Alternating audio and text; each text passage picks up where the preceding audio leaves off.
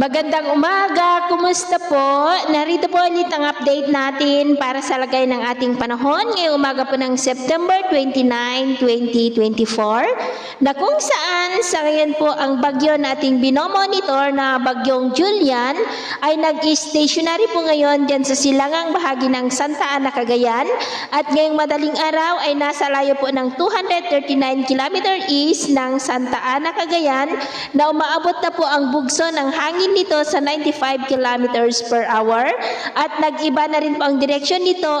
at kikilos na po yan pataas habang patuloy pa rin na lumalakas at bukas posibleng nasa typhoon category na po yan at hindi pa rin inaalis ang posibilidad na tatama yan sa mga isla ng extreme northern Luzon bukas bilang napakalakas po na bagyo at pagsapit ng Martes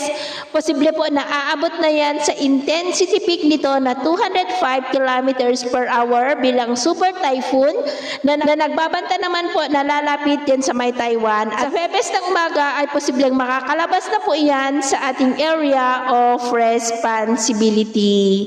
At dahil kay bagyong Julian ay nakataas na po ngayon ang tropical cyclone wind signal number 1 sa may Batanes,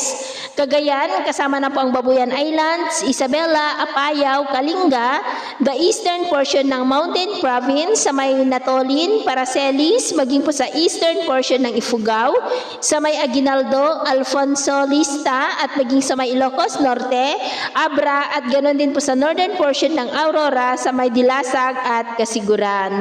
At susunod po ng mga oras sa paglakas at pagkilos ng bagyo pataas ay itataas na rin ang tropical cyclone wind signal number 2 na posibleng aabot hanggang sa wind signal number 4 lalo na po dito sa northern part ng Northern Luzon, lalong-lalo na sa mga isla ng Batanes at Babuyan Islands. Ngayong araw hanggang Martes ay mas ramdam po ang epekto ng bagyong ito dito sa norte at extreme Northern Luzon dahil sa inaasahan na mas lalakas pa ang bagyo na posibleng aabot po yan sa super typhoon. At sa nalalabing bahagi ng ating bansa ngayong madaling araw po ay generally fair weather naman sa malaking bahagi maliban lamang sa mga tsansa ng mga isolated rains sa ilang bahagi ng Pangasinan, Northern Palawan, Antique at northern part ng Leyte. At mamaya po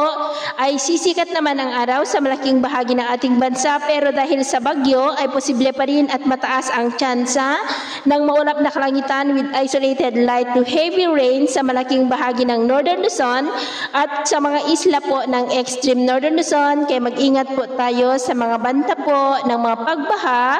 at pagguho ng lupa. At sa atin naman pong mga baybayin dahil sa bagyo ay pinagbabawal po ang pagpalaot lalo na sa mga baybay ng extreme Northern Luzon dahil ang mga alon dyan ay posibleng aabot hanggang po sa 6 to 7 meters height at maalon rin sa mga baybay ng mainland Cagayan, northern seaboard ng Ilocos Norte at din po sa northern seaboard ng Isabela at northern portion seaboard ng Aurora na ang mga alon dyan ay posible pa rin na aabot hanggang po sa 3 to 7 meters height kaya hanggat maaari